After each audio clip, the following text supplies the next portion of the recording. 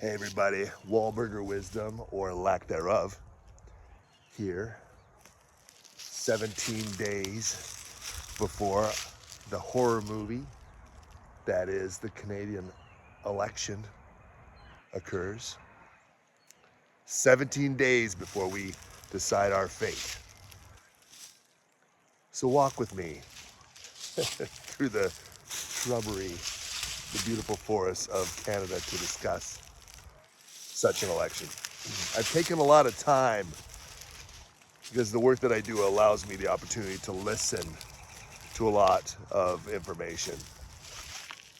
And I've chosen to really dig into what's going on with the federal election because I think this is a very, very important one. I think that's something that we can all agree on.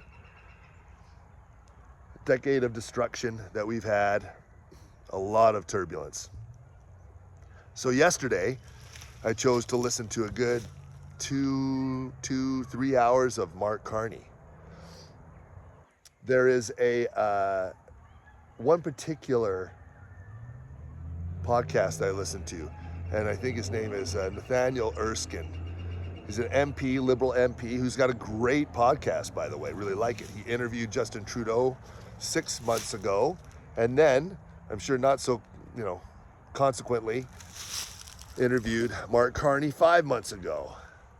And I think that's very telling. It's very telling. Okay, so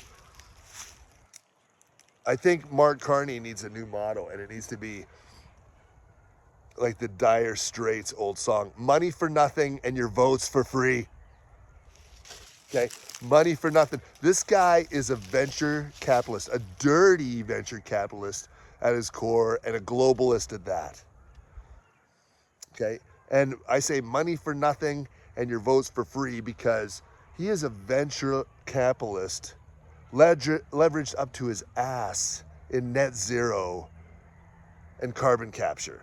Okay, admittedly, 100%. This is what he's all about. 100%. And if you think that he's leveraged that high and there's nothing in that for him financially, power-wise, there's a lot of different types of currencies that venture capitalists work off of. He says in this great podcast by Nathaniel, and it's called Uncommons. Definitely go subscribe. It's awesome. And like and subscribe to me, by the way. They talk about how Mark can get things done. Carney can get things done. And he says, listen, I can really get things done. Look, 3 years ago, financial institutions only had an investment of $5 trillion towards net zero. And now, 3 years later, those same financial institutions have investments of $150 trillion.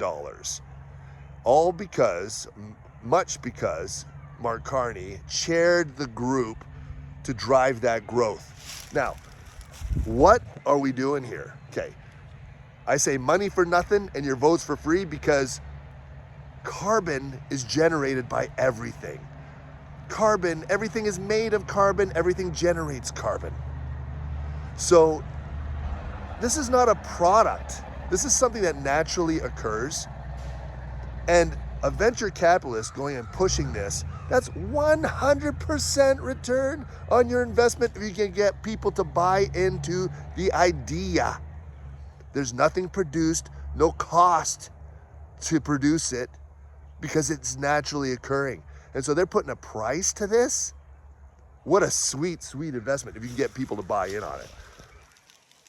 The problem is that people aren't buying this.